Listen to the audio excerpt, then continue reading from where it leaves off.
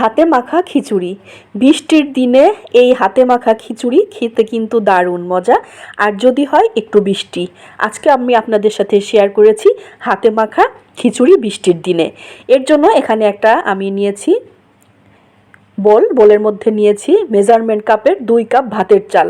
আমি ভাতের চাল দিয়ে করব, আপনারা চাইলে কিন্তু পোলাওর চাল দিয়ে, মসুর ডাল দিয়েও অথবা মুগের ডাল দিয়েও রান্না করতে পারবেন। আমি 2 কাপ চালের জন্য এখানে নিয়েছি মুসুরির ডাল 1 কাপ।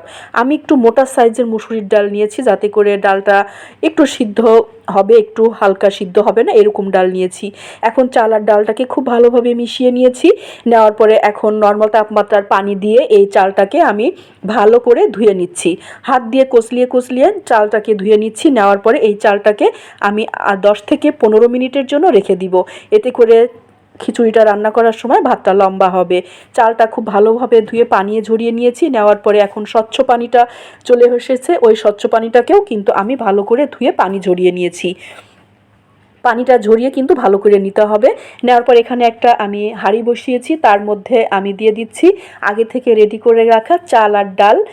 যেহেতু আমি আজকে হাতে মাখিয়ে খিচুড়িটা রান্না করব, এর জন্য আমি আগেই চাল আর ডালটাকে দিয়ে নিয়েছি। গোটা মশলার মধ্যে আছে তেজপাতা, গরম মশলা, এলাচ, লবঙ্গ, দারচিনি, এগুলো সব আমি আগেই দিয়ে দিয়েছি। দেওয়ার পর এখানে মোটা করে আমি 1 কাপ পেঁয়াজ কেটে নিয়েছি। আমি মোটা সাইজ করে পেঁয়াজটাকে কেটে নিয়েছি। আর এখানে দিয়েছি 1 চা চামচ লাল মরিচের গুঁড়া, দিয়ে দিচ্ছি আমি এখানে হাফ চা চামচ ধনিয়ার গুঁড়া, দিয়ে দিচ্ছি এখানে আমি 1.5 টেবিল চামচের মতো আদা বাটা আর 1 টেবিল চামচের মতো রসুন বাটা। আমি আস্ত রসুন একটু উপর থেকে দিয়ে দিব। দিয়েছি 1 টেবিল চামচের মতো হলুদের গুঁড়া। দেওয়ার পর এখানে দিয়েছি হাফ কাপ সয়াবিন তেল। আপনারা কিন্তু এখানে সরিষার তেল দিয়েও আজকে দারুণ মজার খিচুড়িটা রান্না করতে পারবেন। হাতে মাখিয়ে খিচুড়িটা রান্না করলে কিন্তু খেতে দারুণ হয়। মাখানোর সময় কিন্তু একটা দারুণ ফ্লেভার চলে এসেছে। এই ফ্লেভারটা আসা পর্যন্ত আমি মাখিয়ে নিয়েছি। নেওয়ার পরে চুলা আমি ধরিয়ে দিয়েছি। চুলার আঁচটা মিডিয়াম করে রেখে আমি 3 থেকে 4 মিনিটের মতো করে এই চালটাকে একটু ভেজে নিচ্ছি। চালটাকে খুব ভালোভাবে ভেজে নিলে কিন্তু খিচুড়িটা খেতে কিন্তু দারুণ টেস্ট হয়। এখন 3 থেকে 4 মিনিটের মতো করে চালটা আমি ভেজে নিয়েছি। নেওয়ার পর এর মধ্যে দিয়ে দিচ্ছি স্বাদ মতো লবণ। লবণ অবশ্যই আপনাদের স্বাদ মতো, আমি এখানে 1.5 টেবিল চামচ লবণ দিয়েছি। দেওয়ার পরে এখন এর মধ্যে দিয়ে দিচ্ছি আমি কুসুম গরম পানি। আমি এখানে 4.5 কাপ গরম পানি নিয়েছি। আপনারা যদি খিচুড়িটা ঝরঝরে খেতে চান তাহলে পানির পরিমাণটা একটু কমিয়ে দিবেন। যেহেতু আমি একটু খিচুড়িটা একটু নরম খাবো, এর জন্য আমি এখানে 4.5 কাপ পানি ব্যবহার করেছি। পানিটা দিয়ে নিয়েছি। দেওয়ার পরে এখানে ডালের জন্য দিয়েছি আমি বেশ কিছু পরিমাণ কাঁচামরিচ, দিয়েছি 2টার মতো রসুন কুচি। আমি একটু বেশি পরিমাণ রসুন কুচি দিয়েছি, যেহেতু খিচুড়ি রসুন কুচিটা খেতে কিন্তু ভালো লাগে।